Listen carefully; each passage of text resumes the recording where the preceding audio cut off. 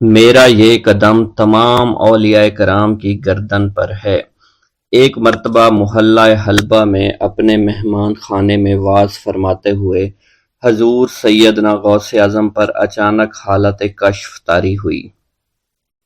آپ رحمت اللہ علیہ نے فرمایا، میرا یہ قدم ہر ولی اللہ کی گردن پر ہے۔ یہ ارشاد سن کر تمام اولیاء اللہ نے اپنی گردنیں جھکا دیں۔ صلحائے امت نے اس کی توضیح فرمائی ہے کہ آپ رحمت اللہ علیہ کے عہد مبارک اور بعد میں قیامت تک آپ کی عطا کے بغیر ولی اللہ ولایت کے درجے پر فائز نہیں ہو سکتا۔ سلطان الہند حضرت خواجہ معین الدین چشتی المعروف خواجہ غریب نواز اس وقت خراسان کے پہاڑوں پر مجاہدات میں مشغول تھے۔ انہوں نے بھی حضور سیدنا غوث اعظم کا ارشاد گرامی سن کر اپنی گردن جھکا دی اور یوں عرض گزار ہوئے، آپ کے قدمین شریفین میرے سر اور میرے آنکھوں پر ہیں۔ حضور سیدنا غوث اعظم فرماتے ہیں کہ میں 10 برس کی عمر میں اپنے شہر کے مکتب میں حصول علم کے لیے جایا کرتا تھا۔ اس وقت میرے ساتھ ملائکہ بھی ہوتے تھے جو میرے آگے پیچھے میری حفاظت کے لیے چلتے تھے۔ جب میں مدرسہ پہنچتا تو یہ منادی کرتے تھے، اللہ کے ولی کے لیے جگہ خالی کر دو۔ چنانچہ وہ میرے لیے جگہ خالی کر دیتے تھے۔ ایک مرتبہ میں نے ایک ایسے شخص کو دیکھا جس نے فرشتوں کی آواز سن کر کہا، جس میں کوئی مزاحمت نہ ہوگی، کہ یہ ایک نہایت معزز گھرانے کا فرد ہے اور عن قریب اس کو وہ عظمت حاصل ہوگی جس میں کوئی مزاحمت نہ ہوگی، اور اس کو ایسا قرب نصیب ہوگا کہ اس کو کوئی فریب نہ دے سکے گا۔ پھر 40 برس بعد میں نے اس شخص کو پہچانا۔ وہ شخص ابدالوں میں سے تھا۔ حضرت شیخ ابو سعود احمد بن بکر حریمی سے مروی ہے کہ حضور سیدنا غوث اعظم نے فرمایا کہ میں 55 سال تک تنہا عراق کے بیابانوں میں پھرتا رہا۔ میں لوگوں کو نہ جانتا، لوگ مجھے نہ جانتے۔ اسی دوران میرے پاس رجال الغیب اور جنات تشریف لاتے جنہیں میں طریقت اور اصول کی تعلیم دیتا تھا۔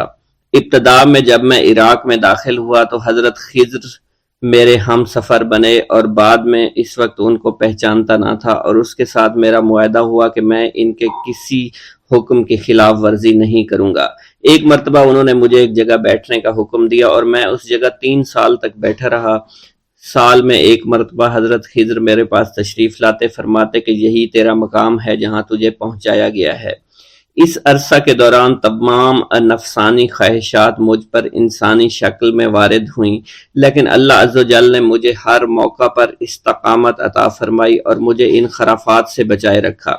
ابتدا میں میرا نفس مجاہدہ کا کوئی طریقہ اختیار کرتا تو میں اس پر قائم ہو جاتا اور کسی چیز کو قبول نہ کرتا تھا۔ ایک طویل مدت تک اپنا گلا گھونٹتے ہوئے میں مدائن کے جنگلوں میں مجاہدات میں مشغول رہا۔ حضور سیدنا غوث اعظم فرماتے ہیں کہ میں نے اپنے نفس کو مختلف مجاہدوں، مختلف ریاضتوں اور مختلف مشقتوں میں ڈالے رکھا۔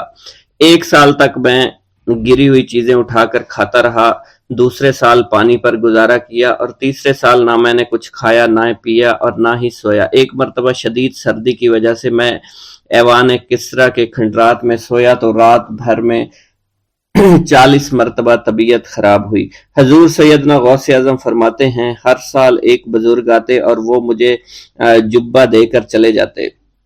اسی طرح میں نے بے شمار طریقوں سے دنیا اور نفس سے چھٹکارا پانے کی کوشش کی۔ لوگ مجھے دیوانہ سمجھتے تھے۔ میں برہنہ جسم جنگلوں میں چلا جاتا اور کانٹوں پر لوٹتا شور مچاتا تھا۔ میرا تمام بدن سے خون جاری ہو جایا کرتا تھا اور لوگ مجھے اٹھا کر شفا خانے لے جایا کرتے، جہاں میری حالت مزید بگڑ جاتی۔ ایک وقت ایسا بھی آیا جب مجھ میں اور مردہ میں کوئی فرق نہ تھا۔ لوگ کفن لے کر آئے، غسال کو بلوایا کہ وہ مجھے غسل دے دیں۔ ابھی انہوں نے مجھے غسل دینے کے لیے تختہ پر ڈالا ہی تھا کہ میری حالت درست ہو گئی۔ میں اٹھ کھڑا ہوا۔ طریقت کی ان پرخطر راہوں میں نہ تو میں کبھی خوف زدہ ہوا اور نہ کبھی میرا نفس مجھ پر غلبہ پا سکا، اور نہ ہی دنیا کی آرائش مجھے حیران کر سکی۔ حضور سیدنا غوث اعظم فرماتے ہیں، شیطان نے میرے گرد بے شمار جال بچھائے۔ جب میں نے اس سے کہا کہ یہ کیا ہے تو اس نے کہا، یہ دنیاوی چیزیں ہیں اور میں ان جالوں سے تم جیسوں کو شکار کرتا ہوں۔ میں نے 1 سال تک شیطان کا مقابلہ کیا، اس کے بچھائے ہوئے تمام جالوں کو ختم کر دیا۔ اس کے بعد میرے سینے کو کھول دیا گیا اور مجھ پر بے شمار خلائق ظاہر ہوئے۔ حضور سیدنا غوث اعظم فرماتے ہیں میں نے دریافت کیا کہ یہ اللہ کیسے ہیں؟ جواب ملا کہ یہ خلق کے اسباب ہیں جو تم سے ملے ہوئے ہیں۔ میں سال بھر ان کی جانب متوجہ رہا یہاں تک کہ وہ مجھ سے جدا ہو گئے۔ جب مجھ پر میرا باطن ظاہر کیا گیا تو میں نے اپنے قلب کو بہت سے علائق سے ملوث پایا۔ میں نے دریافت کیا کہ یہ علائق کیا ہیں؟ جواب ملا یہ تمہارے ارادے، تمہارے اختیارات ہیں۔ چنانچہ 1 سال تک ان کی جانب متوجہ رہا کہ وہ مجھ سے دور ہو گئے۔ میرا قلب ان تمام غلاظتوں سے نجات پا گیا۔ پھر مجھ پر میرے نفس کو ظاہر کیا گیا، میں نے اس کا مشاہدہ کیا، مجھے معلوم ہوا اس کے ساتھ کچھ امراض اور بھی ہیں اور نفس کی خواہشات زندہ ہیں، نفس کا شیطان سرکش ہے۔ چنانچہ میں نے سال بھر پھر توجہ دلائی اور میرے نفس کے تمام امراض سرے سے ہی ختم ہو گئے اور اس کے شیطان نے کلمہ پڑھ لیا اور پھر میرے تمام امور اللہ کے لیے ہو گئے اور میں اپنی ہستی سے باہر نکل آیا۔ حضور سیدنا غوث اعظم فرماتے ہیں پھر میں توکل کے دروازے پر آیا تاکہ میرا مقصد پورا ہو، لیکن جب میں نے توکل کے دروازے پر پہنچا تو بے شمار لوگ موجود تھے۔ میں اس ہجوم کو چیرتا ہوا آگے بڑھا اور شکر کے دروازے پر پہنچ گیا، یہاں پر بھی لوگوں کا جمع غفیر موجود تھا، اس سے بھی چیرتا ہوا آگے بڑھا اور مشاہدہ کے دروازے پر پہنچ گیا اور یہاں پر موجود ہجوم کو چیرتا ہوا اندر داخل ہوا، حتیٰ کہ سب سے آخر میں مجھے فقر کے دروازے پر لایا گیا۔ فقر کا دروازہ خالی تھا۔ جب اس دروازہ میں داخل ہوا تو دیکھا جن جن چیزوں کو میں نے ترک کیا تھا وہ سب یہاں موجود تھیں۔ یہاں مجھے ایک بہت بڑے روحانی خزانے کی فتوحات سے نوازا گیا اور میرے لیے تمام دنیا کے خزانے کھول دیے گئے۔ مجھے روحانی عزت، دائمی فنا اور خالص آزادی عطا فرمائی گئی۔ میری تمام چیزیں جو میری ہستی اور میری صفات سب معدوم ہو گئیں اور میری ہستی کی جگہ کسی اور نے لے لی۔ حضرت شیخ ابو سعید مخزومی نے حضور سیدنا غوث اعظم کو خرقہ خلافت سے نوازا اور فرمایا اے عبد القادر، یہ وہ خرقہ ہے جو حضور نبی کریم صلی اللہ علیہ وسلم نے حضرت سیدنا علی المرتضیٰ کو عطا فرمایا، اور حضرت سیدنا علی المرتضیٰ نے یہ خرقہ حضرت خواجہ حسن بصری کو عطا فرمایا تھا، جس سے ہوتا ہوا یہ خرقہ مجھ تک پہنچا، اور یہ تمہاری امانت تھی جو میں نے تم تک آج پہنچا دی ہے۔ حضور سیدنا غوث اعظم نے جب خرقہ مبارک کو زیب تن کیا تو آپ پر بے شمار انوار و تجلیات کی بارش ہونا شروع ہو گئی۔ حضور سیدنا غوث اعظم نے حضرت شیخ ابو سعید مخزومی کے مدرسہ میں تدریسی فرائض سر انجام دینا شروع کر دیے۔ آپ کے لیے فی الحال تدریسی مصروفیات کے علاوہ کوئی کام نہ تھا۔ آپ کی شبانہ روز کی محنت سے آپ کے نام کا شعرہ کچھ ہی دنوں میں سارے بغداد میں پھیل گیا۔ طلبہ دور دراز کے علاقوں سے علم کے حصول کے لیے آنے لگے۔ طلبہ کی تعداد جب مزید بڑھنا شروع ہو گئی تو ارد گرد کے کئی مکانات کو خرید کر مدرسہ میں داخل کر لیا گیا۔ کتب سیر میں منقول ہے کہ 528 ہجری میں آپ مدرسہ نظامیہ کی وسیع عمارت تعمیر فرما چکے تھے۔ اس مدرسہ کی تعمیر میں آپ نے بحیثیت مزدور بھی حصہ لیا تھا۔ حضرت شیخ ابو الخشاب سے مروی ہے کہ میں جوانی میں جب علم نحو پڑھ رہا تھا تو لوگوں نے مجھے حضور سیدنا غوث اعظم کے پاس جانے کا مشورہ دیا، اور اس کی وجہ سے مجھے بھی اشتیاق ہوا کہ میں آپ کا واز سنوں۔ ایک مرتبہ کچھ لوگوں کے ہمراہ آپ کی مجلس میں دوستوں کے ہمراہ حاضر ہوا۔ آپ نے میری جانب توجہ کرتے ہوئے فرمایا ہماری صحبت اختیار کر لو۔ چنانچہ میں نے آپ کے فرمان کے مطابق آپ کی صحبت کو اختیار کر لیا۔ آپ نے مجھے علم نحو کے علاوہ علوم عقلیہ اور تقلد حاصل کیے جس سے مجھے کوئی واقفیت پہلے نہیں تھی۔ 1 سال کے عرصہ میں آپ کی نظر کرم سے میں نے وہ علوم حاصل کر لیے جو گزشتہ اتنی عمر گزارنے کے باوجود بھی مجھے حاصل نہیں ہوئے تھے۔ منقول ہے حضرت شیخ بقا بن بطو، شیخ علی بن ہیتی اور شیخ کیلوی جب حضور سیدنا غوث اعظم کے مدرسہ میں آتے تو جھاڑو دیا کرتے تھے اور چھڑکاؤ کرتے تھے، لیکن آپ کی اجازت کے بغیر کبھی اندر داخل نہ ہوتے تھے۔ اجازت ملنے کے بعد آپ حضرات اندر داخل ہوتے اور اجازت ملنے پر ہی بیٹھتے تھے۔ آپ سے امان طلب کرتے اور امان مل جانے کے بعد مؤدب ہو کر بیٹھ جاتے۔ جس وقت آپ کہیں جانے کا ارادہ کرتے تو یہ حضرات سواری کے ہمراہ چلتے۔ آپ انہیں اس فعل سے منع فرمایا کرتے تھے اور کہتے تھے کہ ہمیں آپ کے ذریعے قرب الہی حاصل ہوا ہے۔ حضرت شیخ محمد قائل الادنیٰ سے مروی ہے کہ ایک مرتبہ حضور سیدنا غوث اعظم سے دریافت کیا گیا کہ آپ کی بزرگی اور عظمت کا راز کیا ہے؟ آپ نے فرمایا کہ میں کبھی جھوٹ نہیں بولتا اور کبھی کسی سے کذب بیانی نہیں کرتا۔ بغداد میں رہتے ہوئے بیت اللہ شریف کی زیارت۔ حضرت شیخ ابو صالح سے منقول ہے، حضرت شیخ ابو مدین مغربی نے مجھے حضور سیدنا غوث اعظم کی خدمت میں بغداد فقر کی تعلیم کے لیے بھیجا۔ آپ نے مجھے 20 دن تک اپنے خلوت خانہ کے دروازے پر بٹھائے رکھا اور 20 روز گزرنے کے بعد مجھے قبلہ رو ہونے کا حکم دیا۔ جب میں قبلہ رو ہو گیا، آپ نے فرمایا اے ابو صالح اس طرف دیکھو۔ چنانچہ جب میں نے اس جانب دیکھا، آپ نے فرمایا کیا دیکھ رہے ہو؟ میں نے عرض کیا بیت اللہ شریف میری نظروں کے سامنے ہے۔ آپ نے مجھے حکم دیا کہ اب مغرب کی سمت دیکھو۔ میں نے اپنا چہرہ مغرب کی جانب کیا تو آپ نے دریافت فرمایا کیا دیکھ رہے ہو؟ میں نے عرض کیا میں اپنے مرشد پاک حضرت ابو مدین کو دیکھ رہا ہوں۔ ایک مرتبہ سنان نامی عیسائی پادری نے غوث اعظم کی محفل میں حاضر ہو کر سلام عرض کیا اور حاضرین میں کھڑے ہو کر بیان دیا کہ میں یمن کا رہنے والا ہوں۔ میں نے ارادہ کیا میں اسلام قبول کروں۔ اسی دوران میرے دل پہ یہ خیال پیدا ہوا کہ میں اس دور کی سب سے بڑی شخصیت کے دست مبارک پر کلمہ پڑھوں۔ اس سوچ کے دوران مجھے نیند آ گئی۔ خواب میں مجھے حضرت سیدنا عیسیٰ علیہ السلام کی زیارت نصیب ہوئی۔ آپ نے مجھ سے ارشاد فرمایا کہ تم بغداد شریف چلے جاؤ اور شیخ عبد القادر جیلانی کے دست حق پر اسلام قبول کرو، کیونکہ اس وقت وہ روئے زمین پر تمام لوگوں میں افضل و اعلیٰ ہیں۔ حضرت شیخ عمر الکیمانی رحمۃ اللہ علیہ سے منقول ہے، ایک مرتبہ حضرت سیدنا غوث اعظم کی خدمت میں 13 لوگ دائرہ اسلام میں داخل ہونے کے لیے حاضر ہوئے۔ ان لوگوں نے بیان کیا کہ ہم عرب کے عیسائی ہیں، ہم نے کلمہ پڑھنے کا ارادہ کیا، ابھی سوچ رہے تھے کہ کسی مرد کامل کے دست حق پر کلمہ پڑھیں، ہمیں ہاتف غیب سے آواز سنائی دی کہ بغداد جا کر شیخ عبد القادر جیلانی کے دست مبارک پر کلمہ پڑھو۔ حضرت ابو الحسن علی سے منقول ہے، فرماتے ہیں ایک مرتبہ ایک جماعت کثیر کے ہمراہ حضرت سیدنا غوث اعظم کی زیارت باسعادت کے لیے روانہ ہوا۔ اسی دوران بے شمار لوگ میرے پاس آتے رہے، اپنی مشکلات کے حل کے لیے مجھ سے کہتے رہے میں حضور سیدنا غوث اعظم سے ان کی سفارش کروں گا۔ حضرت ابو الحسن علی بن ملاعب القواس فرماتے ہیں رستے میں ایک بد اخلاق لڑکا بھی ہمارے قافلے میں شامل ہو گیا۔ مجھے اس کا علم تھا کہ یہ اکثر و بیشتر ناپاک رہتا ہے اور بول و براز کے بعد استنجا بھی نہیں کرتا۔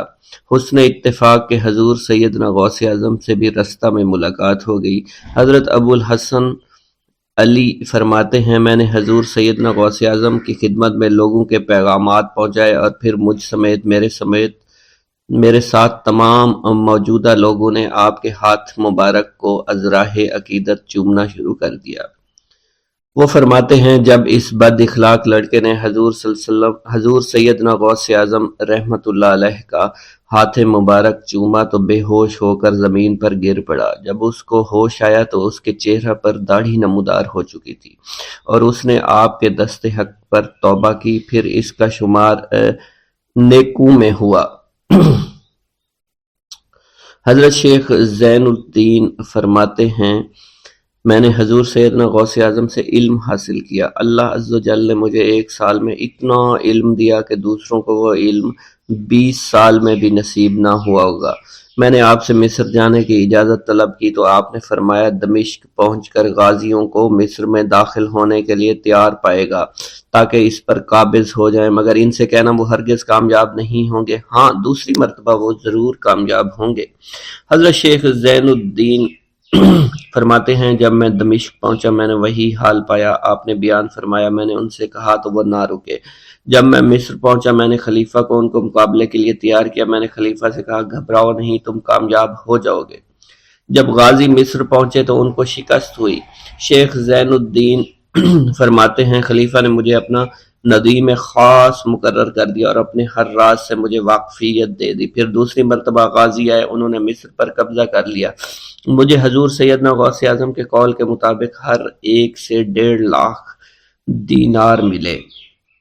مجھے مصر میں ہر خاص و عام میں مقبولیت حاصل ہو چکی تھی اور بے شمار لوگ میرے وعظ سے مستفیض ہونے لگے تھے۔ حضرت سیدنا غوث اعظم شیخ عبد القادر جیلانی کی خدمت میں ایک عورت حاضر ہوئی، آپ سے دعا کی درخواست کی کہ اس کے ہاں اولاد ہو۔ آپ نے مراقبہ میں جا کر لوح محفوظ کا مشاہدہ کیا تو وہاں لکھا تھا اس عورت کی قسمت میں اولاد نہیں ہے۔ آپ نے اللہ کے حضور اس کے لیے دعا فرمائی، غیب سے ندا آئی اس کے ہاں اولاد نہیں، آپ اس کے حق میں دعا جاری رکھیں، یہاں تک کہ غیب سے آپ کو ندا آئی کہ ہم نے آپ کی دعا کی بدولت اس کو 7 لڑکے عطا فرمائے۔ چنانچہ اس عورت کے ہاں یکے بعد دیگرے 7 لڑکوں کی دعا کی پیدائش ہوئی۔ حضرت شیخ ابو الخیر منقول ہے، فرماتے ہیں میں شیخ ابو حسن اور شیخ خلیل بن احمد اور شیخ ابو عبداللہ کی خدمت میں حاضر تھے۔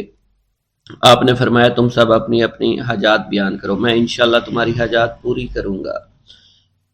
شیخ ابو سعود نے کہا کہ میں ترک دنیا اختیار کرنا چاہتا ہوں۔ شیخ ابو قائد نے کہا میں مجاہدی کی قوت چاہتا ہوں۔ شیخ ابوالزاز نے کہا کہ میں خوف الہی چاہتا ہوں۔ شیخ فارسی نے کہا اللہ کے ساتھ میرا ایک حال ہے جسے میں کھو بیٹھا میں چاہتا ہوں کہ میرا وہ حال لوٹ آئے۔ شیخ جمیل نے کہا میں حفظ وقت چاہتا ہوں۔ شیخ عمر نے کہا کہ میں علم کی زیادتی چاہتا ہوں۔ حضرت شیخ ابو الخیر محفوظ فرماتے ہیں حضور سیدنا غوث اعظم نے فرمایا انشاءاللہ تم سب کی حاجات جلدی پوری ہوں گی۔ چنانچہ آپ کا قول پورا ہوا اور تمام لوگوں کی حاجات پوری ہوئی ماں سوائے شیخ خلیل کے، کیونکہ حضرت شیخ خلیل نے قطبیت مانگی تھی جس کا ابھی وقت نہیں آیا تھا۔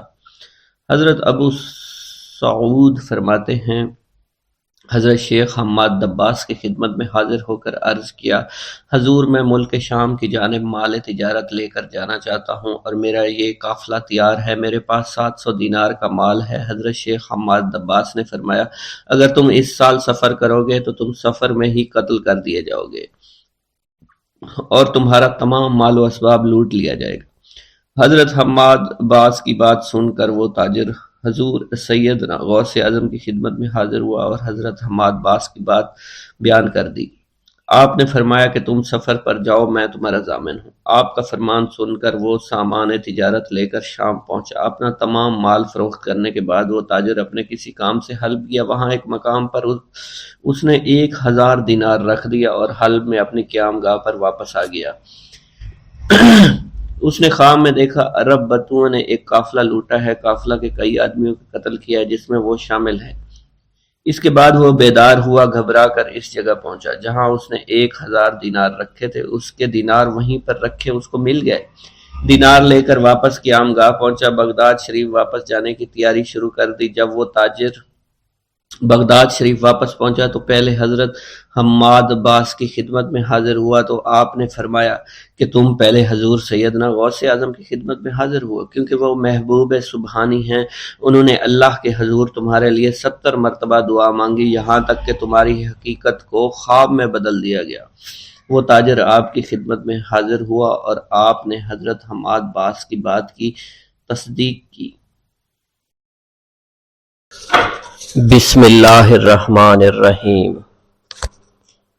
منقول ہے کہ حضور سیدنا غوث اعظم کے زمانہ میں ایک مقرب کی ولایت سلب کر لی گئی۔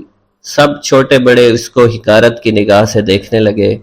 اس نے 360 اولیاء اللہ سے التجا کی کہ وہ اس کے حق میں دعا فرمائیں، لیکن اس کا نام لوح محفوظ پر اشتیاق کی فہرست میں لکھ دیا گیا۔ ان اولیاء اللہ نے اس کو بتایا کہ تم کامیاب نہیں ہوں گے۔ اس کے چہرے کا رنگ سیاہ پڑ گیا۔ اس شخص نے حضور سیدنا غوث اعظم شیخ عبد القادر جیلانی کی خدمت میں حاضر ہو کر دعا کی درخواست کی۔ آپ نے فرمایا تم اللہ عز و جل کی بارگاہ میں مردود ہو گئے ہو، مگر میں تمہیں اللہ کے اذن میں مقبول بنا سکتا ہوں۔ پھر حضور سیدنا غوث اعظم نے اس کے لیے بارگاہ الہی میں دعا فرمائی تو غیب سے ندا آئی کیا تمہیں معلوم ہے کہ تم سے پہلے بھی 360 اولیاء اللہ اس کے لیے سفارش کر چکے ہیں؟ لیکن اس کا نام لوح محفوظ پر اشتیاق کی فہرست میں لکھا جا چکا ہے۔ یا الہی تو مردود کو مقبول، مقبول کو مردود بنانے پر قادر ہے۔ اگر تیری منشا یہی ہے تو نے اس کو مقبول بنانے کے لیے مجھ سے دعا کیوں کروائی؟ غیبی ندائی، اے عبد القادر، اسے میں نے تمہارے سپرد کیا، تم اسے جو چاہے بنا دو۔ چنانچہ آپ کی دعا سے وہ پھر سے بارگاہ الہی میں مقبول ہو گیا۔ حضرت شیخ ابو صالح سے منقول ہے، حضرت شیخ ابو مدین مغربی نے مجھے حضور سیدنا غوث اعظم شیخ عبد القادر جیلانی کی خدمت میں بغداد فقر کی تعلیم کے لیے بھیجا۔ آپ نے مجھے 20 دن تک اپنے خلوت خانہ کے دروازہ پر بٹھائے رکھا اور 20 روز گزرنے کے بعد مجھے قبلہ رو ہونے کا حکم دیا گیا۔ جب میں قبلہ رو ہو گیا، آپ نے فرمایا، اے ابو صالح اس طرف دیکھو۔ چنانچہ میں نے اس جانب دیکھا تو آپ نے فرمایا کیا دیکھ رہے ہو؟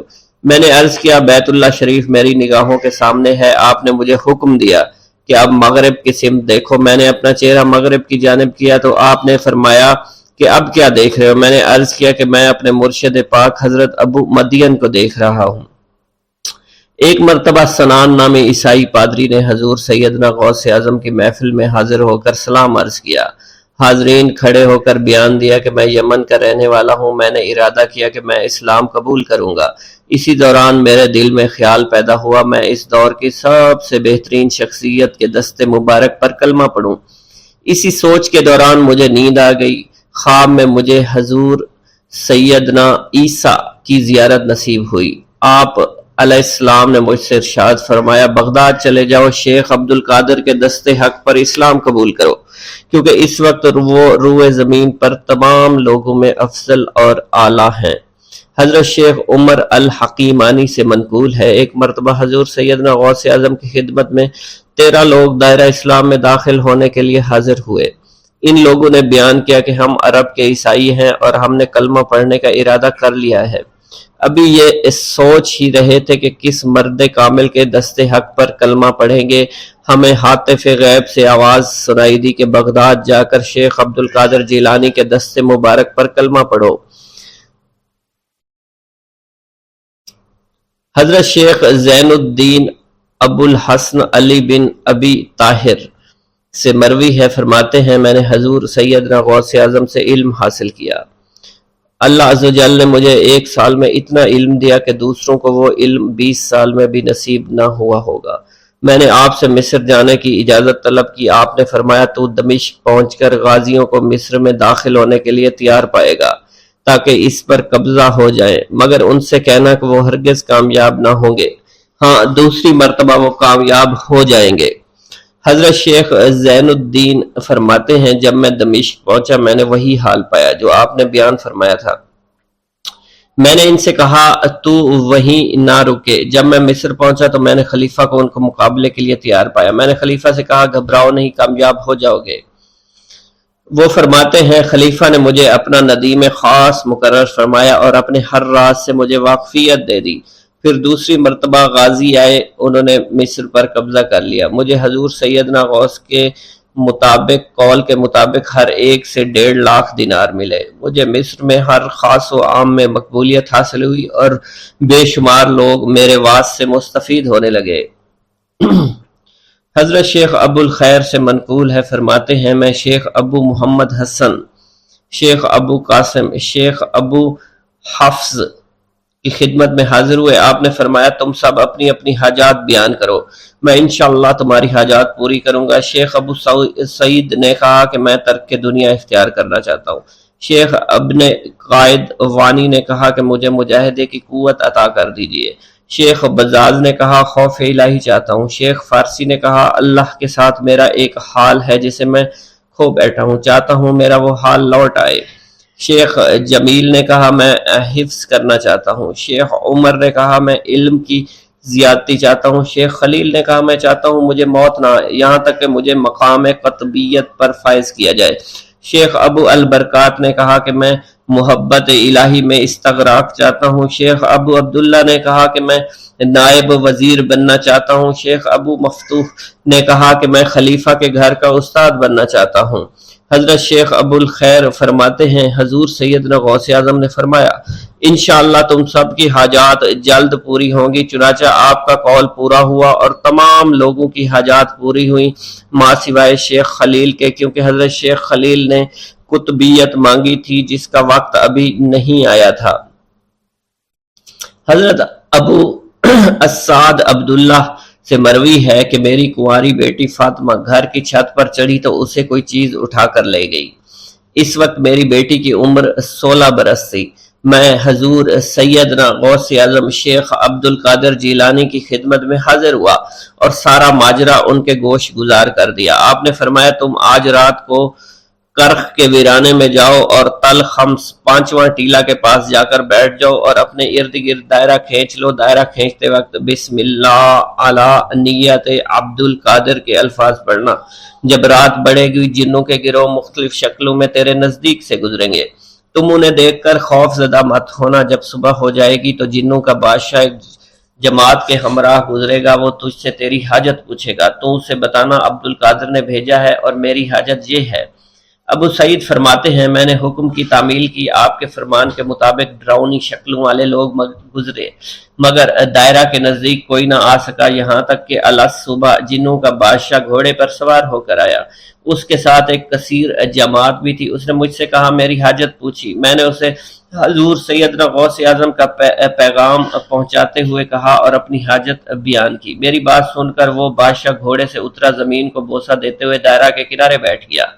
بادشاہ کے بیٹھتے ہوئی جماعت بھی بیٹھ گئی۔ پھر بادشاہ نے اپنی جماعت کے کچھ لوگوں کو حکم دیا جاؤ جس نے یہ کام کیا ہے اسے میرے پاس لے کر آؤ۔ چنانچہ وہ لوگ ایک سرکش جن کو پکڑ لائے جس کے ساتھ میری بیٹی بھی تھی۔ جنوں کے بادشاہ سے کہا گیا کہ یہ ملک چین کے سرکش جنوں میں سے ہے۔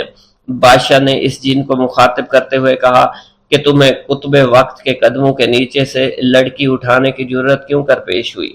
اس سرکش جن نے کہا کہ میں اس لڑکی پر عاشق ہو گیا تھا۔ بادشاہ جن نے اس سرکش جن کو سر قلم کرنے کا حکم دیا اور میری بیٹی مجھے واپس لوٹا دی۔ میں نے بادشاہ جن سے کہا کہ تم نے حضور سیدنا غوث اعظم کا حکم بجا لانے میں کوئی کسر نہ چھوڑی۔ بادشاہ جن نے کہا کہ وہ گھر بیٹھے ہم جیسے سرکشوں کو دیکھ لیتے ہیں، خواہ کتنی ہی دور کیوں نہ بیٹھے ہوں۔ جب اللہ عز و جل کوئی قطب مقرر کرتا ہے تو اسے جن و انس پر قدرت عطا فرما دیتا ہے۔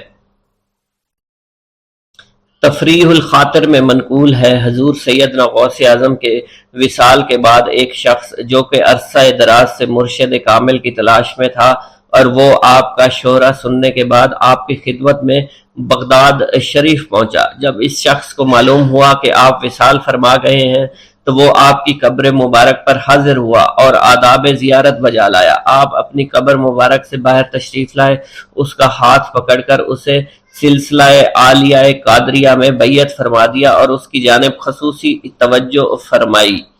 حضرت ابو بکر ارکیمی فرماتے ہیں میں ابتدائی عمر میں شتربانی کا کام کیا کرتا تھا۔ ایک مرتبہ مجھے ایک شخص کے ساتھ حج کرنے کا اتفاق ہوا۔ اس شخص کو یہ خطرہ لاحق ہوا کہ وہ عنقریب مر جائے گا۔ اس نے مجھے ایک چادر اور 10 دینار دیے اور فرمایا یہ میری امانت تم بغداد شریف واپس جا کر حضور سیدنا غوث اعظم شیخ عبد القادر جیلانی رحمۃ اللہ علیہ کی خدمت میں پیش کر دینا۔ حضرت ابو بکر الکیمی فرماتے ہیں کہ میں اس وصیت کے کچھ دنوں بعد اس شخص کا انتقال ہو گیا۔ میں جب بغداد شریف تشریف لایا تو لالچ میں پھنس گیا۔ میرے دل میں خیال آیا ان چیزوں کے متعلق کسی کو کچھ علم نہیں ہے، چنانچہ میں نے وہ چادر اور 10 دینار اپنے پاس رکھ لیے۔ ایک دن میں بازار سے گزر رہا تھا، میری ملاقات حضور سیدنا غوث اعظم سے ہوئی۔ میں نے آپ کو سلام کیا، آپ نے میرا ہاتھ پکڑ کر فرمایا تم نے 10 دیناروں کے لیے بھی اللہ کا خوف نہیں کیا، میری امانت اپنے پاس رکھ لی اور میرے پاس اپنی آمد و رفت بھی ختم کر لی۔ حضرت ابو بکر ارکیمی فرماتے ہیں کہ حضور سیدنا غوث اعظم کی بات سن کر مجھ پر غشی طاری ہو گئی اور جب مجھے ہوش آیا میں نے وہ چادر اور 10 دینار لا کر آپ کی خدمت میں پیش کیے اور معافی کا خواستگار ہوا۔ واللہ عالم۔ بسم اللہ الرحمن الرحیم۔ حضور سیدنا غوث اعظم کی پرورش نہایت ہی بابرکت ماحول میں ہوئی۔ آپ نے ابتدا میں گوشہ نشینی اختیار کی اور خود کو دنیاوی غلاظتوں سے پاک رکھا۔ آپ نے 51 برس کی عمر میں شادی کی۔ جب آپ سے اس کے بارے میں دریافت کیا گیا تو آپ نے فرمایا، جب مجھے حضور نبی کریم صلی اللہ علیہ وسلم نے نکاح کی اجازت دی تو میں نے نکاح کر لیا۔ حضور سیدنا غوث اعظم رحمۃ اللہ علیہ نے اپنی ذات کو اللہ عز و جل کی خوشنودی کے لیے وقف کر رکھا تھا۔ آپ کی راتیں جاگ کر گزرتی تھی اور ساری رات آپ مراقبہ اور مشاہدہ میں گم رہتے تھے۔ آپ کی عادت مبارکہ تھی کہ آپ سجدہ کو دراز کرتے تھے اور بیٹھ کر مراقبہ فرماتے تھے۔ اسی دوران آپ کا جسم مبارک نورانی شعاؤں کے زیر اثر ہوتا تھا اور کئی مرتبہ آپ ان نورانی شعاؤں میں غائب ہو جایا کرتے تھے۔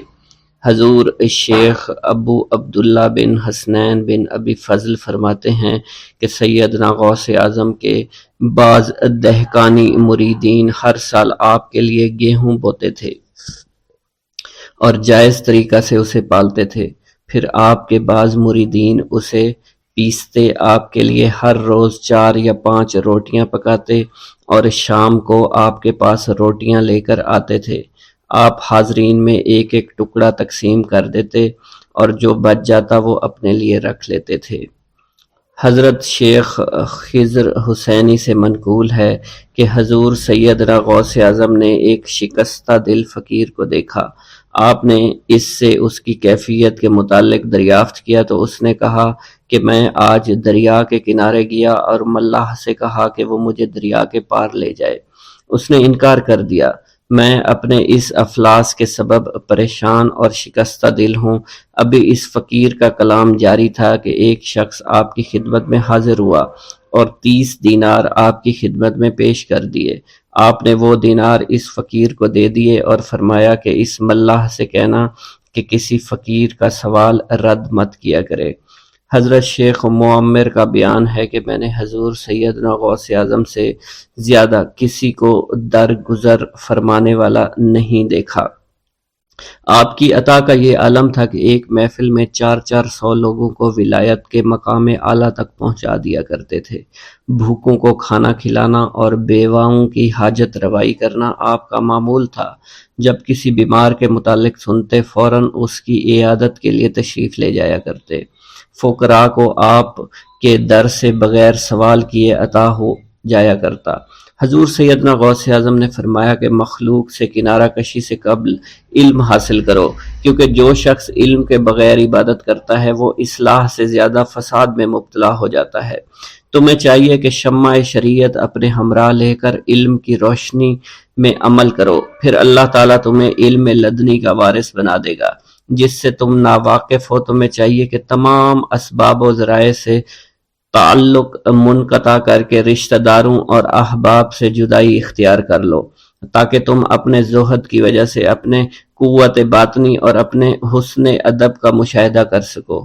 خدا کے علاوہ تمام عالم اسباب سے اس خوف سے منقطع ہو جاؤ تاکہ تمہاری شمع معرفت نہ بجھ جائے، اور جب تم 40 دن ایک چلہ اپنے رب کے لیے مخصوص کر دو گے تو تمہارے قلب سے حکمت کے چشمے جاری ہو جایا کریں گے اور تم معرفت الہی کی تپش کا مشاہدہ کرنے لگو گے، جس کو حضرت موسیٰ علیہ السلام نے اپنے شجر قلب پر محسوس کیا تھا۔ اس کیفیت کے بعد تم اپنے نفس و خواہش، اپنے شیطان، اپنی طبیعت اور اپنے وجود سے کہو گے کہ ٹھہر جا، میں نے اس آگ کا مشاہدہ کر لیا ہے جو قلب موسیٰ علیہ السلام سے روشن ہوئی تھی۔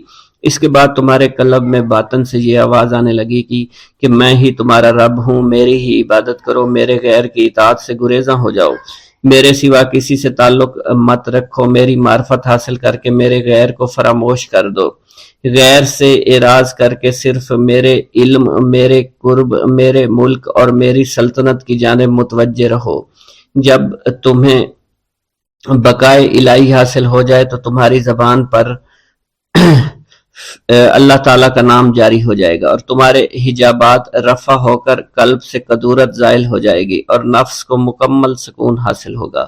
پھر جب اس کے الطاف غالب آ جائیں تو تمہیں خطاب کیا جائے گا، اے قلب فرعون، نفس کی طرف توجہ کر اور ان کو راہ ہدایت پر چلا میری جانب آ جا اور ان سے کہہ دے کہ میرا ہی اتباع کریں، پھر انہیں رشد کے راستے پر ہدایت کر کے ان سے تعلق قائم کر، اس کے بعد پھر قطع تعلق کر کے دوبارہ استوار ہو کر آ جا اور اسی طرف استوار ہو کر دیکھتا رہے۔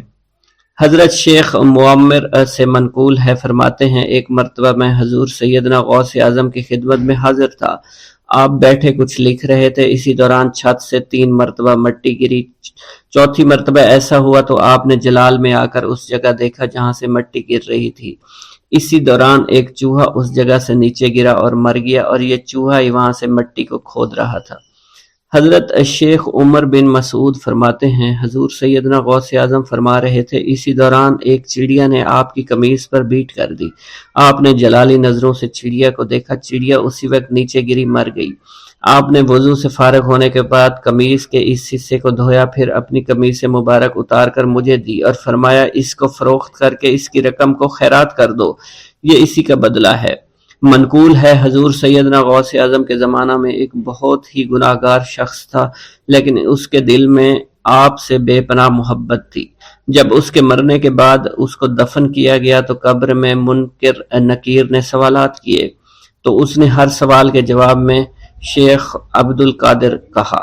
منکر نکیر نے اللہ کی بارگاہ میں اس کے جواب کو پیش کیا تو حکم ہوا اگرچہ یہ بندہ فاسقوں میں سے ہے، لیکن یہ میرے محبوب جو کہ صادقین میں سے ہیں ان سے محبت رکھتا ہے۔ بسم اللہ الرحمن الرحیم۔ ناظرین گرامی، روایت میں آتا ہے کہ قطب الاقطاب حضرت شیخ عبد القادر جیلانی الحسنی والحسینی الجیلانی، حضرت غوث اعظم شیخ عبد القادر جیلانی رحمۃ اللہ علیہ جب نماز ادا کرتے تو بہت زار و قطار رویا کرتے، یعنی گریہ زاری کیا کرتے تھے۔ روتے روتے آپ کی ہچکی بن جایا کرتی تھی۔ جب آپ رحمت اللہ علیہ مسجد میں اپنے مریدین اور شاگردوں کے ساتھ با جماعت نماز پڑھتے، اللہ پاک کی محبت اور عشق میں اتنے ڈوب کر عبادت کرتے کہ ان کے شاگرد آپ کی رقت آمیزی کو دیکھ کر، یعنی رونے کے انداز کو دیکھتے اور کہتے اگر اصل نماز دیکھنی ہے تو غوث پاک کی نماز کو دیکھا جائے۔ تو ایک بار کا ذکر ہے کہ آپ رحمت اللہ علیہ عراق کی مسجد میں سے با جماعت نماز پڑھ کر باہر نکلے۔ آپ کے مریدین بھی آپ کے ساتھ تھے۔ آپ نے دیکھا کہ اسی محلے میں کچھ بچے اخروٹ کے ساتھ کھیل رہے ہیں۔ آپ بچوں سے بہت پیار کیا کرتے تھے، گویا کہ خود بچپن میں کبھی بچوں کی طرح کھیل کود نہیں کر سکے، لیکن بچوں کو دیکھ کر آپ مسکراتے تھے۔ آپ آگے بڑھنے لگے اور مریدین کی بڑی جماعت بھی آپ کے ساتھ تھی۔ ابھی آپ زیادہ دور نہیں گئے تھے کہ ان بچوں نے ایک دوسرے کے کان میں کچھ بولنا شروع کر دیا اور اشارے میں باتیں کرنے لگے کہ کیا خیال ہے کہ جو بابا جی سب سے نمایاں ہیں، نورانی چمکتے ہوئے چہرے والے ہیں، سب سے آگے چل رہے ہیں، ان کو بولا جائے جو فرمائش ہمیں کرنی ہے ان سے کر دیں، کیا یہ ہمیں ڈانٹیں گے تو نہیں؟ تو کچھ سمجھدار بچے ہم زبان ہوئے اور کہا نہیں نہیں، یہ جو بابا ہے نا بہت اچھے ہیں، ان سے جو کچھ کہو گے انہوں نے وہ ہماری بات پوری کرنی ہے، ہم ان سے ایک میٹھی اور لذیذ چیز آج منگواتے ہیں۔ تو ان میں سے ایک بچہ جو سب سے بڑا تھا پاس آیا اور کہا بابا میری بات سنیں۔ آپ نے بہت پیار اور شفقت سے اس کے سر پر ہاتھ رکھا اور کہا بیٹا کہو۔ اس نے کہا کہ میرا دل کر رہا ہے کہ میں آپ سے کچھ مانگوں۔ آپ نے فرمایا کہ کہو بیٹا کیا چاہتے ہو؟ وہ کہنے لگا کہ مجھے آپ اس فلاں جلیبی والے سے جلیبی لا کر دے سکتے ہیں، میرا کھانے کا بہت دل کر رہا ہے۔ میں چلا جاتا لیکن بابا میری باری آنے والی ہے، جب تک میں جلیبی لے کر وہاں آؤں گا میری باری چلی جائے گی۔ آپ رحمت اللہ علیہ کے وہاں کے مشہور بزرگ بڑے سردار لوگ ہیں، آپ کے خادمین آپ کے نوکر بننے کے لیے جان کی بازی لگانے کو تیار رہتے ہیں۔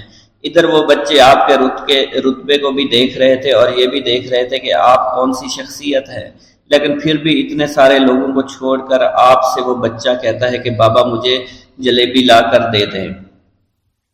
بابا جی نے کہا کہ ٹھیک ہے میں لا کر دے دیتا ہوں۔ آپ کا ایک مرید آپ کے پاس آیا اور کہا حضرت آپ کیوں اس بات پر توجہ دے رہے ہیں؟ آپ اس بچے کی فرمائش پر جلیبی لا رہے ہیں۔ حضرت آپ پر میری جان قربان ہو، میں اس بچے کو جلیبی لا کر دے دیتا ہوں۔ آپ رحمت اللہ علیہ نے اسے اپنے ہاتھ کے اشارے سے منع فرمایا اور کہا اس نے مجھ سے کہا ہے نا تو میں ہی اس کی خواہش کو پورا کروں گا۔ پھر آپ رحمت اللہ علیہ اس جلیبی والے کے پاس تشریف لے گئے اور جلیبی والا کچھ دیر پہلے اداس بیٹھا ہوا تھا۔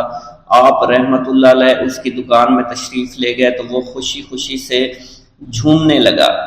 آپ رحمت اللہ علیہ نے اس جلیبی والے سے جلیبی لی، اس نے خوشی خوشی آپ رحمت اللہ علیہ کے ہاتھوں میں جلیبی تھما دی۔ وہ آدمی لگ بھگ 70 سال کا تھا، اس بڑھاپے میں بھی وہ کام کرنے پر مجبور تھا۔ اس کی آنکھوں میں آپ رحمت اللہ علیہ کو دیکھ کر آنکھوں سے آنسو آ گئے۔ اس نے روتے ہوئے کہا اللہ کا لاکھ لاکھ شکر ہے، اس نے میری دعا سن لی۔ آپ نے میری دکان میں قدم رکھے تو کئی دنوں سے آپ کے انتظار میں یہاں بیٹھا ہوا تھا۔ میں جانتا تھا کہ آپ ضرور میری دکان پر تشریف لائیں گے۔ آپ رحمت اللہ علیہ نے فرمایا تمہیں کیسے پتا تھا کہ میں تمہاری دکان پر آؤں گا؟ وہ کہنے لگا کہ حضرت عرصہ ہوا ہے، کئی مہینوں سے میرا کاروبار نہیں چل رہا تھا، میرا کاروبار دن بدن ٹھپ ہوتا جا رہا تھا، فاقوں تک کی نوبت آ گئی تھی۔ مجھے اپنی فکر نہیں تھی لیکن اپنے چھوٹے چھوٹے بچوں کی تھی۔ اس بڑھاپے میں اللہ تعالیٰ نے اولاد تو دی لیکن ان کو پالنے کا کوئی بندوبست نہیں ہو رہا تھا۔ میں نے اپنی اس پریشانی کا ذکر کسی سے کیا تو اس نے کہا کہ عراق کے ایک شہر میں چلے جاؤ، وہاں پر کوئی ایک فقیر ہے، اس سے دعا کراؤ، وہ جس کے لیے دعا کرتے ہیں اس کا کام بن جاتا ہے۔ میں اتنا پریشان تھا کہ اس آدمی کے کہنے پر اس فقیر سے ملنے چلا گیا۔ اس کی تلاش کر کے میں نے اس سے کہا تم میرے لیے دعا کرو تاکہ میرے کاروبار میں ترقی ہو جائے اور میرے رزق میں برکت ہو جائے اور تنگ دستی دور ہو جائے تاکہ میں بیوی بچوں کا پیٹ پال سکوں۔ فقیر مجھے دیکھ کر کہنے لگا کہ تم پیران پیر غوث اعظم دستگیر رحمت اللہ علیہ کو نہیں جانتے؟ میں نے کہا میں نہیں جانتا۔ وہ کہنے لگا حیرت ہے کہ تمہیں یہ پتہ نہیں کہ تم ان کو جانتے ہی نہیں کہ ولیوں کے سردار ہیں۔ میں تو بہت چھوٹا سا فقیر ہوں، میری دعاؤں میں اتنا اثر نہیں کہ وہ غوث اعظم رحمت اللہ علیہ ہیں، جس کے لیے بھی دعا کریں اس کا بیڑا پار ہو جایا کرتا ہے، اور جب اس دور میں غوث پاک رحمت اللہ علیہ خود موجود ہے تو پھر ہمارا کیا مقام ہوگا ان کی دعا کے آگے؟ ہماری دعا کچھ بھی نہیں ہے۔ میں نے کہا اگر یہ بات ہے کہ آپ سے بڑا کوئی بزرگ ہے تو مجھے بتائیے کہ غوث پاک رحمت اللہ علیہ مجھے کہاں ملیں گے اور میں کہاں جاؤں ان سے ملنے کے لیے؟ وہ کہنے لگا کہ وہ جیلان میں ہیں، تم ادھر جاؤ، ہماری کیا جرت کہ آپ کے لیے دعا کریں۔ آپ رحمت اللہ علیہ جس کے لیے بھی دعا فرماتے ہیں اس کا بیڑا پار ہو جاتا ہے اور اس کو کہیں بول جانے کی ضرورت نہیں ہوتی۔ حضور جب اس فقیر نے مجھے یہ بات کہی تو فوراً جیلان شریف میں آ گیا اور یہاں پر میں نے آپ کی تلاش شروع کی۔ آج دیکھیے آپ خود بخود میری دکان پر تشریف لائے ہیں۔ اب دیکھیے کہ آپ کے آنے سے کیسا نور میری دکان میں آ گیا ہے۔ حضور میرے حق میں دعا فرما دیجئے، اللہ پاک میری زندگی کو آسانیاں عطا فرمائے، مجھے اپنی بیوی اور بچوں کی بہت فکر ہے۔ آپ رحمت اللہ علیہ نے فرمایا پریشان ہونے کی ضرورت نہیں، اللہ تعالیٰ سب معاملات ٹھیک فرما دے گا۔ یہ کہہ کر آپ تشریف لے گئے، اس بچے کے پاس آئے اور اس کے ہاتھ میں جلیبی تھما دی۔ ابھی وہاں سے جانے والے تھے، دوسرا بچہ آیا، اس نے کہا کہ بابا آپ نے اسے تو جلیبی لا کر دی ہے، مجھے بھی لا کر دیں۔ آپ نے اس سے بھی تسلی دی اور کہا میں تمہیں بھی جلیبی لا کر دے دیتا ہوں بیٹا۔ یہ دیکھ کر مریدین بہت غصہ ہونے لگے اور کہا کہ حضور ہم اس بچے کو جلیبی لا کر دے دیتے ہیں، آپ کیوں زحمت کرتے ہیں؟ لیکن آپ نے فرمایا نہیں، یہ بچے مجھ سے کہہ رہے ہیں نا، میں ان کا نہیں ٹال سکتا۔ حضور آپ بہت مصروف شخصیت ہے، کیوں ان چھوٹے بچوں کی باتیں سن رہے ہیں؟ آپ نے ہاتھ کے اشارے سے انہیں روکا اور فرمایا اللہ تعالیٰ نے ہمیں جس کام کے لیے چنا ہے بس وہ کام ہی ہم کر رہے ہیں، تم لوگ اللہ پاک کی حکمت کو نہیں سمجھ رہے۔ پھر آپ جتنی بار وہ بچے آپ کو بھیجتے رہے، آپ رحمت اللہ علیہ ان کے لیے جلیبیاں لاتے رہے، حتیٰ کہ آخری بچے کو بھی آپ نے جلیبی لا کر دے دی اور وہ مزے سے کھانے لگے۔ جلیبی کھانے کے بعد وہ آپ کو دعائیں کرنے لگے اور کہا آپ بہت اچھے انسان ہیں، جیسا کہ آپ کے بارے میں ہم نے سنا تھا آپ ویسے ہی ہیں، آپ اخلاق کے بہت عمدہ ہیں، آپ کی سخاوت کے بارے میں ہم نے جتنا سن رکھا تھا آپ اتنے ہی سخی ہیں، ہم آپ سے بہت خوش ہوئے۔ آپ رحمت اللہ علیہ مسکرائے، بچوں کی خوشی دیکھ کر آپ کو دلی اطمینان ملا۔ اب ایک اور نماز کا وقت ہو رہا تھا، آپ نے مریدین سے کہا کہ چلو نماز پڑھنے کے لیے مسجد میں چلتے ہیں۔ وہ سب مل کر مسجد میں چلے گئے اور اللہ کی عبادت میں مصروف ہو گئے۔